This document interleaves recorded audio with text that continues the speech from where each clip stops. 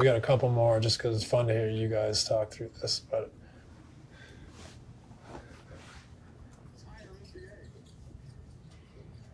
This don't even make wow. To your point, like if I ever just stop and give in to the physicality, then they got me, which it happened a lot in the series. But the idea of like always being on the move, you're somewhat of a threat because you have one guy for sure, maybe two, sometimes three people worried about what your next move might be, trying to predict. And with all that chaos right there, with six people in the same area, like me just getting down below the free throw line, it just created the gravity, right? That's the famous line. But it also allows you guys to play with two quote-unquote non-shooters, which in today's league is almost impossible. But because the constant movement, you could play with Loon, you can play with Dre, and Draymond's had games. I think this is one of them where he made a bunch of threes, and he's obviously can do that.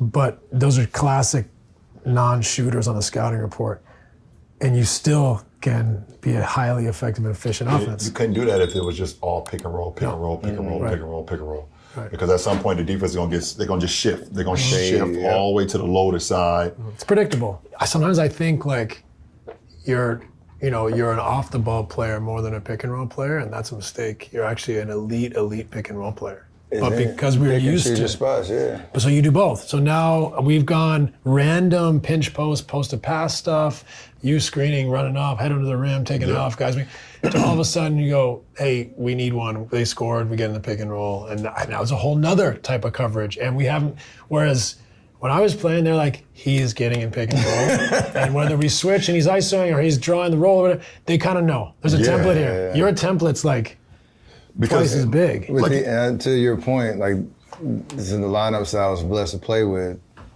that trust was built over, okay, if I give it up, to your point of like what's in the best interest of the team. Some teams, I get it. If you give it up, you might not get it back because you don't have another primary ball handler that can handle some ball pressure and still see the play. Yeah. And like me setting a screen on Clay, what you gonna do? Right. But the ability for me to be able to set, screen, make a decision, and have the energy to do it for 48. That's the most impressive. And I know there's basketball savants and guys that know the game, whatever. But like I said, a lot of things that don't get discussed too is your conditioning. I talked about the strength earlier, but the conditioning, like, never looks tired. Never looks defeated, never looks tired. Out there, like for 48 minutes or however long you're out on the floor, is this constant pressure. And that is deflating for a defense. It's power to your teammates. He's one of the few guys that I've ever seen that can, like I said, get off the ball and turn his back on the ball. You don't see that. And when he does that, he gets the ball, turns his back, and starts running this way.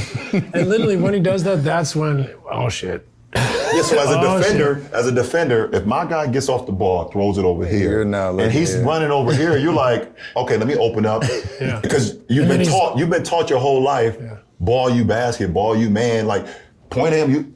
He started running away like this. You're like, oh shit, yay, boom.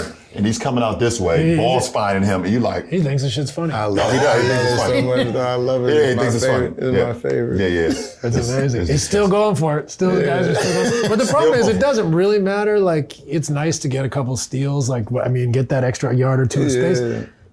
He's still gonna... Let's go, okay, I'll set a screen. What are you gonna do? Okay, I'll come off and I'll curl and someone gets a layup. Like, you can't, it's impossible to defend. You just gotta hope.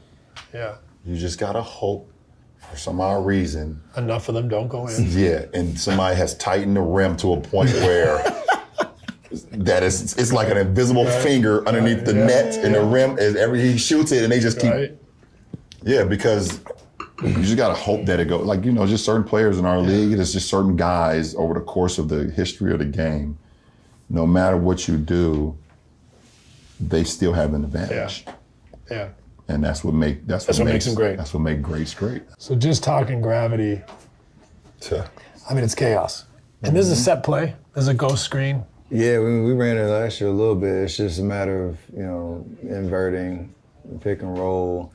and then I get to decide. Do I screen? Do I based on how my defender is, how close the guys guarding KD here, how much space I have on the weak side, whether I want to set it, get him downhill, go screen it out, slight hold and slip late.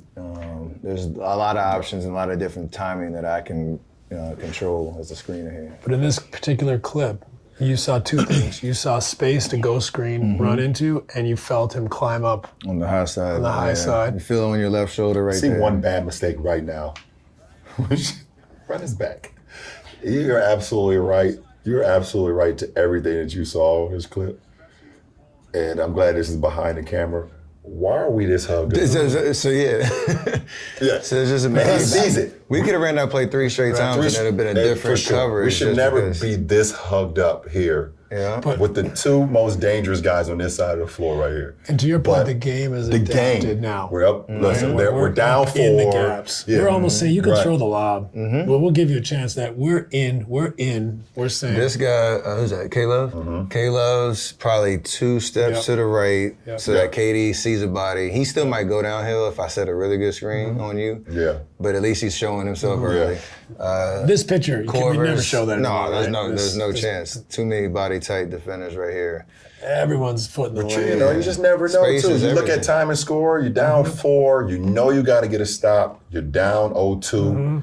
That also plays with the psyche, too. It's like, I got to be the one to get the stop instead of saying, we got to get a stop. So, like, everybody, I'm on KD, I'm like, fuck. Yeah. I don't, it's loud in here, I don't fuck everybody else if I don't get the stop. Boom.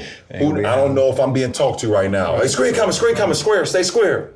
Obviously, we're not doing anything back here. Everyone's, because, he don't know if he comes off and now there's a wide pin for Clay coming off here. Yeah. We're down 4, 30 seconds to go. If we don't get a stop here, the game is definitely over. So, yeah, we may not ever see this anymore. The game is not talked like this anymore. But you never know when you're inside the arena and the fire's on you. So everything changes. It's so important, especially you can sit here and pick people apart watching games. If you're not in the room, and you know why we chose this game plan, what player is not capable or willing. That's that Monday morning quarterback right there. It's hard. Everybody could be that Monday morning quarterback. You're not in the room, why we chose, why the coaches watched 100 hours of film and decided on this game plan with this group. Now, they can be wrong, but typically they did the work. Right. They did the work and they chose it, and sometimes it works, sometimes it doesn't. So, but it's interesting, though, because of both your teams, the way you play, the way you attack the paint, the way that you're always threatening the front of the rim. Now the game evolves and defenses are getting in the gaps. And they're saying you can skip it to player 3, 4, or 5 and we'll shift over our zone and we'll start again. But the game evolves. And I feel like that is one of the evolutions is now people are in the gaps hard. There's no quick, I beat my guy and I can get in. It's a lot less prevalent to just have that open space. You see how many teams are running guard-to-guard screens now.